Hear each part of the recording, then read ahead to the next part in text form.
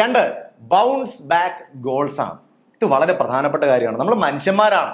അതുകൊണ്ട് തന്നെ നമ്മളൊരു ഗോളിന് വേണ്ടി പോണ സമയത്ത് എല്ലാ സാഹചര്യങ്ങളും നമുക്ക് ഗോളിന് വേണ്ടി പോകാൻ മാത്രമായിട്ട് റെഡിയായൊന്നും വരില്ല. കാരണം നമ്മൾ ആ ഗോളിന് വേണ്ടി പോകുന്ന സമയത്തായിരിക്കും വീട്ടിലൊരു പ്രശ്നം ഉണ്ടാവണത്. അതല്ലെങ്കിൽ ഞാൻ നിങ്ങൾക്ക് വേണ്ടി വീഡിയോ എടുക്കുന്ന സമയത്തായിരിക്കും ഈ ക്യാമറ വർക്ക് ചെയ്യാണ്ടാവണത്. ഇതൊന്നും നമുക്ക് നമ്മുടെ കയ്യിൽ നിൽക്കുന്ന കാര്യമല്ല. ഇത് ചിലപ്പോൾ പോകാതിരിക്കാം. പക്ഷെ അവിടെ ക്യാമറ ഇപ്പൊ കേടാവുകയാണെങ്കിൽ എന്തൊക്കെയായിരിക്കും എൻ്റെ പോണത്? ക്യാമറ കേടായി പോകുന്ന നമ്പർ 1. രണ്ടെന്താ, എനിക്ക് വീഡിയോ റെക്കോർഡ് ചെയ്യാൻ പറ്റില്ലല്ലോ എന്ന് ഞാൻ ചിന്തിക്കും. ശരിയല്ലേ? ഈ പ്രിപ്പയർ ചെയ്ത നിങ്ങൾക്ക് 2026 ഗിഫ്റ്റ് ചെയ്യാനിരുന്ന ഈ വീഡിയോ എനിക്ക് ചെയ്യാൻ പറ്റില്ലോ എന്ന് ഞാൻ വിഷമിക്കും. അങ്ങനെ വിഷമിക്കുമ്പോൾ ശരിക്കും എന്താ എന്റെ പോണേ? എന്റെ കോൺഫിഡൻസ് അവിടെ ഇല്ലാണ്ടാവണത്. ശരിയല്ലേ? അതേസമയം ആ കോൺഫിഡൻസ് ഉണ്ടെങ്കിൽ ഞാൻ എന്ത് ചെയ്യും?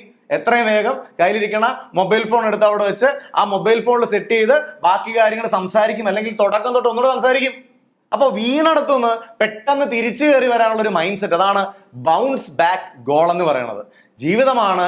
ചിലപ്പോ നമ്മുടെ ഇരിക്കുന്ന പല എക്വിപ്മെന്റ് കേടായി പോവാം, അല്ലെ?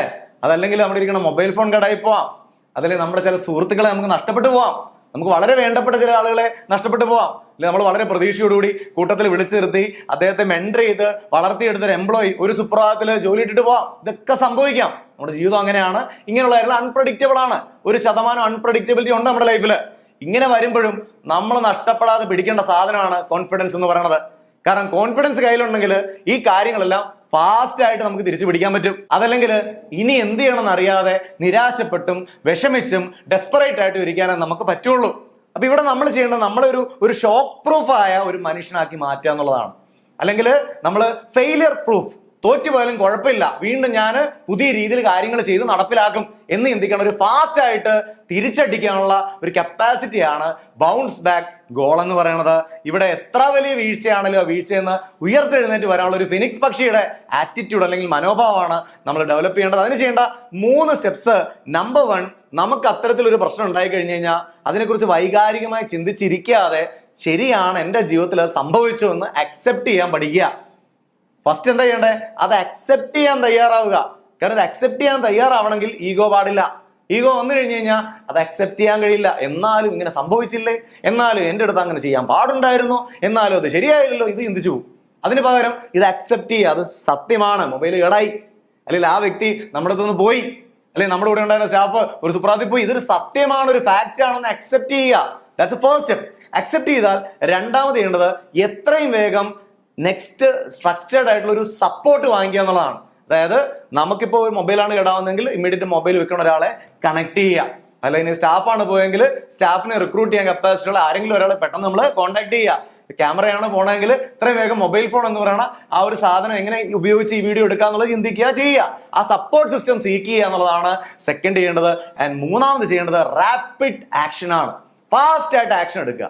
കാരണം കൂടുതൽ ചിന്തിച്ചിരുന്ന വിഷമിച്ചിരിക്കത്തേ ഉള്ളൂ, ഒന്നും ചെയ്യാൻ കഴിയില്ല. ഈ നഷ്ടപ്പെട്ടു പോയതോ അല്ലെങ്കിൽ എന്തെങ്കിലും കയ്യിൽ നിന്ന് പോവുകയോ ചെയ്തു കഴിഞ്ഞാൽ എത്രയും വേഗം എങ്ങനെ തിരിച്ചു വരാം, എങ്ങനെയാണ് അടുത്ത സ്റ്റെപ്പ് എടുക്കേണ്ടത്, ഇത് മനസ്സിലാക്കണം. ലക്ഷ്യം നേടിയെടുത്ത എല്ലാ മനുഷ്യന്മാരും ഇങ്ങനെയാ. അതായത് ഒരു സ്ഥലത്ത് എല്ലാ നേരത്ത് ഇനിയൊന്നും നടക്കില്ല, എല്ലാം കഴിഞ്ഞു എന്ന് ചിന്തിച്ചിരിക്കുന്ന ആൾക്കാർ പരാജയപ്പെടും. എന്നാൽ അവിടെ ചെന്ന് നിൽക്കുന്ന സമയത്ത് അതേ നിരാശയും അതേ വിഷമവും അതേ ഡിപ്രഷനും ഉള്ളൊരു മനുഷ്യനാണെങ്കിലും പെട്ടെന്ന് അതിനെ കട്ട് ചെയ്തിട്ട് ആ വസ്തുത അംഗീകരിച്ചിട്ട് കോൺഫിഡന്റ് ആയി അടുത്ത ആക്ഷൻ എടുക്കുന്നവനാണ് വിജയിക്കുന്നത്. So this is very important. ഇത് ലൈഫാണ്. നമുക്ക് ഒരുപാട് സിറ്റുവേഷനിൽ ബൗൺസ് ബാക്ക് ചെയ്തേ പറ്റുള്ളൂ. So you have to set bounce backing goals. നിങ്ങളുടെ ലക്ഷ്യം തന്നെ ആയിരിക്കണം നിങ്ങളൊരു ബൗൺസ് ബാക്ക് ചെയ്യുന്ന ഒരു വ്യക്തിയായി മാറുക എന്നുള്ളത്. ഇത് വളരെ പ്രധാനപ്പെട്ടാണ്. ഈ 2 കാര്യങ്ങളാണ് ഇന്നർ കോർ അല്ലെങ്കിൽ നമ്മുടെ ബേസിന് വേണ്ടി ആവശ്യമുള്ള 2 കാര്യങ്ങൾ എന്ന് പറയുന്നത്. ഒന്നാമത് നമ്മൾ പറഞ്ഞു ബെഡ് റോക്ക് ഗോൾസ്, അത് അടിസ്ഥാനപരം.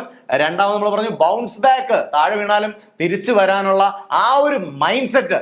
സോ അത്തരത്തിലൊരു മൈൻഡ് സെറ്റ് നമുക്ക് വേണമെന്ന് ആഗ്രഹിച്ച് ഐ വിൽ ബൗൺസ് ബാക്ക് എന്ന് വീഡിയോയുടെ താഴെ ഒന്ന് കമന്റ് ചെയ്യുക. എത്ര പ്രശ്നം ഉണ്ടായി കഴിഞ്ഞാലും, എത്ര നിരാശ വന്നാലും, എന്തൊക്കെ കാര്യങ്ങൾ എൻ്റെ എന്നുള്ളത് കേടായി പോയി കഴിഞ്ഞാലും ഐ വിൽ ബൗൺസ് ബാക്ക്.